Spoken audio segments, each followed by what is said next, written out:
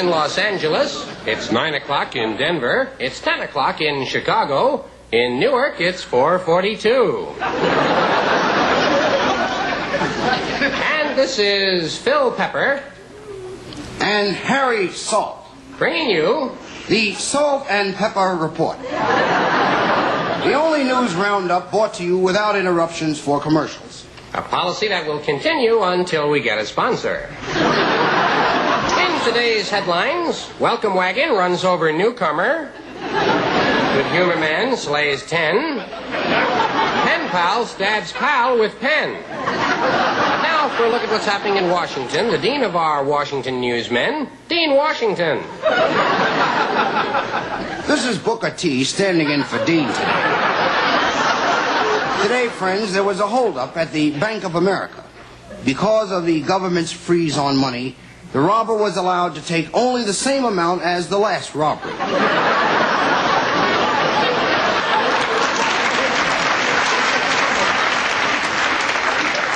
On the political scene, Democrats charged today that President Nixon has not reduced crime. But thanks to his economic policies, we all have less money to be stolen. Here's an unusual story. It was discovered today that famed medium Edgar Cayce was not really a medium after all. His family says he was an extra large. A 100-year-old man, Count Gregor LaBasie, today married 19-year-old Lolita Thompson. After the ceremony, he died when struck by a piece of rice. In Washington today, it was announced that because of the great number of unsafe foods on the market, from now on, the Food and Drug Administration will announce only the foods that are safe to eat. Today's list, macadamia nuts and wax beans. Hollywood. The new movie Willard is not doing well in ghetto theaters. Patrons say if they want to see rats, they can stay at home.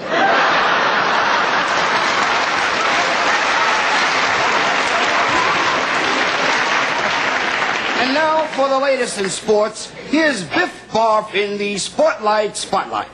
Well, good evening, sport fans. Biff Barf here, biffing and barfing and picking them up and barfing them back at you, gang. I call them the way I see them, and if I don't see them, I make them up. Here are some late football scores. About 5 days late. 49ers, 76. 76ers, 49.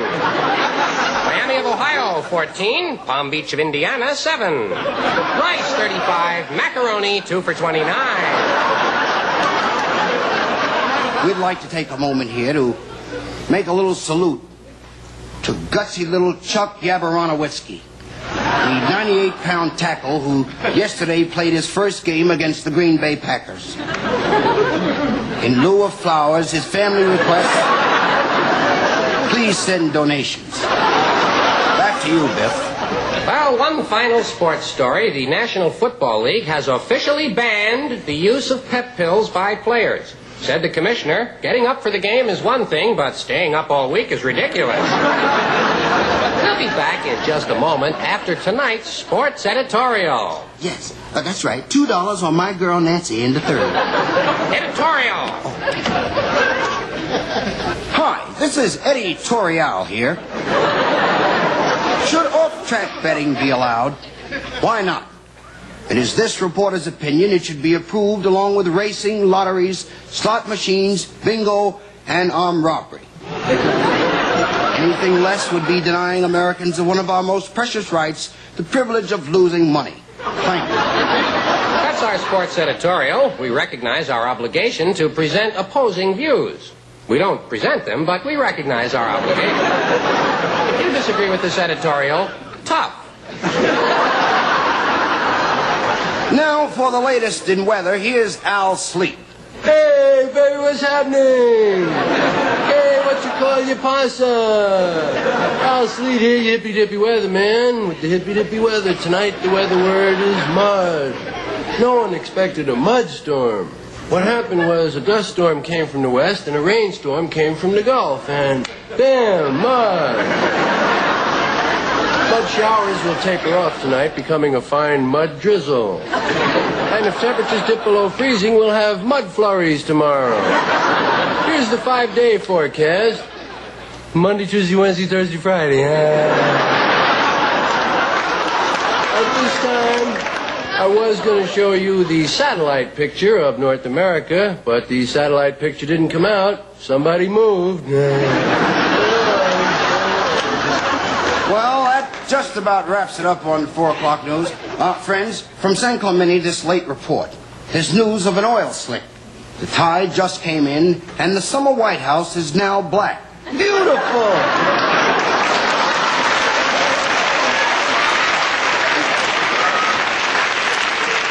Join us again tomorrow night at 11 for the noontime report. Until then, this is Harry Salt. And Phil Pepper, leaving you with this word to the wise.